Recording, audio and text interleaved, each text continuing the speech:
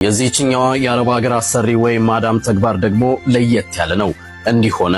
የቤት ሰራተኛ ያስመጣችው ኢላም አሊ አህመድ ሰራተኛዋን ባስመጣቻት በሶስተኛው ቀን ላይ ያልተለመደና እንግዳ ነገር ትመለከትና ሆን ብላ የቤት ሰራተኛዋን መከታተል ትጀምራለች። ሰራተኛዋ በዚህ በሶስት ቀናት ውስጥ አጋጣሚ በመጠቀም ወደ ሽንት ቤት ጎራትልና ጡቷን ሞልቶ ህመም የሆነባትንና ጤና የነሳትን የጡቷን ወተት በእጇ እየነካካች ለሰዓታት ፈሶ እንዲያሳርፋት ታደርግ ነበር። እናም ይህን ነገር የተጠራጠረች ኢልሃም ሰራተኛዋ ወደ ሽንት ቤት ድንገት እጥፍ ስትልባት በአይነ ቁራኛ ስትከተል ነበርና ደርሳባት የሽንት ቤቱን በር ማንኳኳት ጀመረች።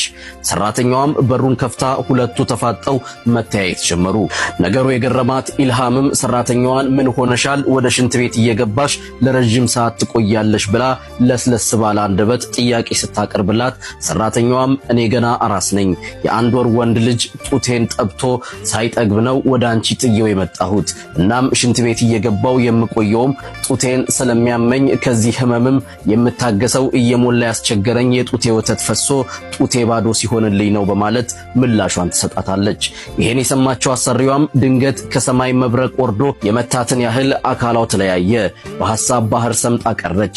የመሸው ነግቶ ጧት ላይ ከሰራተኛዋ ጋር ተገናኙ። በይ ቦርሳሽን ያዢና ተከተይም በማለት ሰራተኛዋን ካመጣችበት ቢሮ ወሰደቻት። ለቢሮ ኃላፊውም ይህች ልጅ አራስ ልጅ ናት እና ወደ ሀገሯ በአስቸኳይ መልሳት፣ እኔ ጋር ከመጣች ዛሬ ሶስተኛ ቀኗ ነው። የመጣችው በወር በ1000 ሪያል ደሞዝ ነበር። ነገር ግን እኔ አሁን የምሰጥህ የ2 ዓመት ደሞዟንና የአየር ትኬቷን ጭምር ነው። በተጨማሪም ከ2 ዓመት በኋላም ፍላጎት ካላት ወደ እኔ እንድትመለስ ካልሆነም አላህ ለጥሩ ነገር ያብቃትና ከልጇ ጋርም በሰላምና በፍቅር ያኑራቸው ስትል በተሰበረ ስሜቷ አልቅሳ ወደ ሀገሯ በሰላም እንድትመለስ